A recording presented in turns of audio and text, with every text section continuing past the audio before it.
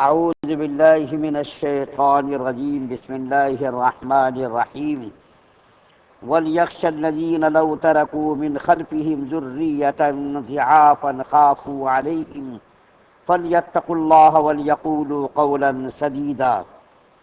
اور ایسے لوگوں کو ڈرنا چاہیے کہ اگر اپنے بعد چھوٹے چھوٹے بچے چھوڑ جاویں تو ان کو فکر ہو،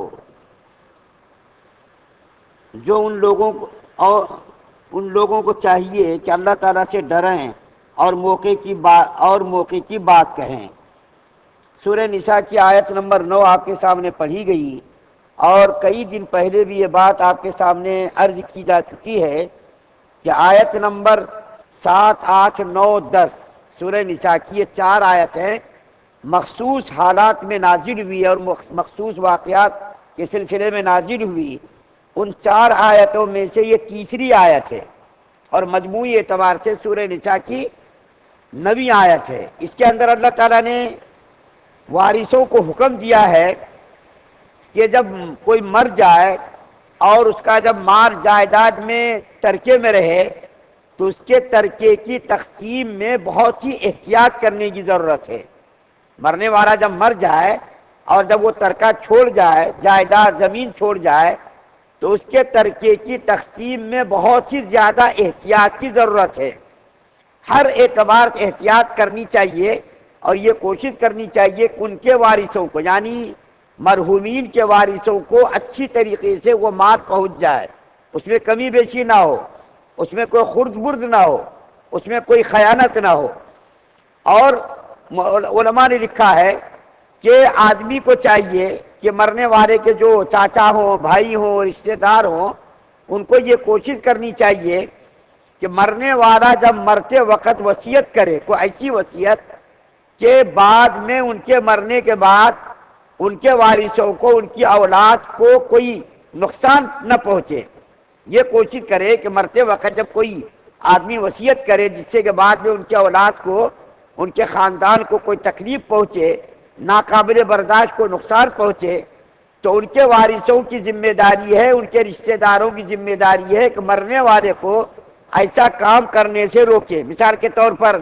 میں آپ کو مثال دیتا ہوں کہ مرنے والے نے مرتے وقت یہ وصیت کر دی کہ دیکھو بھائی یہ پورا مال اللہ کے راستے میں صدقہ ہے، تو دیکھو ایسی وصیت مت کرنے دو ان کو، بلکہ تہائی مال میں سے وصیت کرنا جائز ہے۔ تہائی مال میں سے زیادہ وصیت کرنا جائز نہیں۔ کیوں؟ اس کی وجہ یہ ہے کہ اگر اس نے وصیت کر دی کہ میرا پورا مال کسی مسجد میں دے دو، کسی مدرسے میں دے دو، یا کسی غیر جو دور کا رشتہ دار ان کو دے دو، تو پھر بعد میں ان کے خاندان والے، ان کے بچے کیا کریں گے، ان کی بیوائیں کیا کریں گی، ان کے خاندان کے جو قریب کے لوگ ہیں ان کو کتنی تکلیف پہنچے گی۔ تو مرتے وقت جب مرحومین جب مرنے لگیں تو ان کے مرتے وقت کوئی ایسی وصیت جس سے ناقابل برداشت تکلیف پہنچنے کا امکان ہو، خطرہ ہو، تو ان کے جو رشتہ دار لوگ ہیں، بھائی ہیں، چاچا ہے یا کوئی اور رشتہ دار، ان کو اس سے منع کر دیں اور ان سے یہ کہہ دیں دیکھو بھائی تم تہائی مال میں سے جو ہے وصیت کرو، اس سے زیادہ وصیت مت کرو، کیونکہ تمہاری اولاد کو اس سے تکلیف پہنچے گی، تمہارے رشتہ داروں کو اس سے تکلیف پہنچے گی، تمہاری بیوہ کو تکلیف پہنچے گی۔ ایک میں مثال دے کر کے بات کو ختم کرتا ہوں۔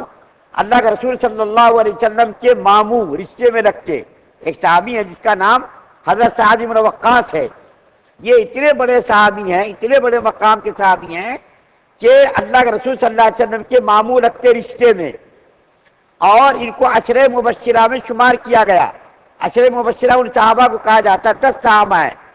10 صحابہ جس کو اللہ کے رسول صلی اللہ علیہ وسلم نے دنیا کے اندر جنتی ہونے کی بشارت اور خوشخبری سنائی تھی۔ یوں تو سارے صحابہ الحمدللہ جنتی ہیں،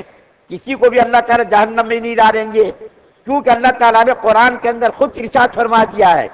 کہ میں ان سے راضی ہوں، وہ مجھ سے راضی ہے۔ جب اللہ تعالیٰ نے ایک مرتبہ اپنی رضامندی کا پروانہ ان کو دے دیا تو جہنم میں جانے کا کوئی سوال ہی نہیں ہے۔ یہ ساری امت مسلمہ کا متفقہ عقیدہ ہے کہ تمام کے تمام صحابہ اللہ کے بہت ہی محبوب لاڈلے، اور اس لیے زمین کے نبیوں کے بعد سب سے مقدس اور پاکیزہ جماعت صحابہ کرام کی ہے۔ تو ان 10 صحابہ کرام کو جس کو اللہ کے رسول صلی اللہ علیہ وسلم نے جنتی ہونے کی خوشخبری اور بشارت سنائی، ان میں حضرت سعد بن وقاص رضی اللہ تعالیٰ عنہ بھی ہے۔ ان کا مقام اس سے اندازہ لگائیے کہ اللہ کے رسول صلی اللہ علیہ وسلم کے یہ معمولت کے رشتے میں کتنا بڑا مقام ہے ان کا۔ تو یہ بیمار ہو گئے ایک مرتبہ، جب بیمار ہو گئے تو ان کو بچنے کی کوئی امید نظر نہیں آئی، یہ پیسے والے تھے، دولت والے تھے، تو اللہ کے رسول صلی اللہ علیہ وسلم ان کی عیادت کے لیے تشریف لائے۔ تو انہوں نے یعنی حضرت سعد بن وقاص رضی اللہ تعالیٰ عنہ نے عرض کیا، یا رسول اللہ صلی اللہ علیہ وسلم میرے پاس مال بہت زیادہ ہے، میں یہ چاہتا ہوں کہ یہ پورا مال اللہ کے راستے میں صدقہ کر دوں۔ تو اللہ کے رسول صلی اللہ علیہ وسلم نے فرمایا نہیں، ایسا مت کرو۔ اس کے بعد انہوں نے کہا یا رسول اللہ میں آدھا مال اللہ کے راستے میں صدقہ کرنا چاہتا ہوں۔ تو اللہ کے رسول صلی اللہ علیہ وسلم نے فرمایا نہیں، یہ بھی زیادہ ہے۔ اس کے بعد انہوں نے کہا یا رسول اللہ تہائی مال، تو اللہ کے رسول صلی اللہ علیہ وسلم نے فرمایا یہ بھی زیادہ ہے، یہ بھی زیادہ ہے، لیکن تم کر دو یہ کام، یعنی تہائی مال میں سے وصیت کر دو۔ اس کے بعد پھر اللہ کے رسول صلی اللہ علیہ وسلم نے فرمایا کہ کوئی مرنے والا ایسی حالت میں نہ مرے کہ زندگی میں پورے مال کی وصیت کر دے کہ میں یہ پورا مال صدقہ خیرات کرتا ہوں یا نصف مال صدقہ خیرات کرتا ہوں، پھر اس کے بعد ان کے مرنے کے بعد پھر ان کے وارثین، ان کی اولاد کٹورا لے کر کے بھیک مانگتے نظر آئیں۔ تو اس سے بہتر یہ ہے کہ بھیک مانگتے نظر آئیں اس کی اولاد یا اس کے خاندان کے لوگ، اس سے بہتر یہ ہے کہ اپنے مال میں سے تہائی مال میں سے وصیت کرے، اس سے زیادہ وصیت نہ کرے، تاکہ ان کے مرنے کے بعد ان کی آل اولاد کو کوئی تکلیف نہ پہنچے، کوئی پریشانی نہ پہنچے۔ تو اللہ کے رسول صلی اللہ علیہ وسلم نے منع کر دیا ان کو۔ چنانچہ حضرت سعد بن وقاص رضی اللہ تعالیٰ عنہ نے تہائی مال میں سے وصیت کی۔ لیکن آپ کو یہ دلچسپ بات بتا دوں کہ حضرت سعد بن وقاص رضی اللہ تعالیٰ عنہ اس بیماری میں ان کا انتقال نہیں ہوا، اس بیماری میں ان کا انتقال نہیں ہوا،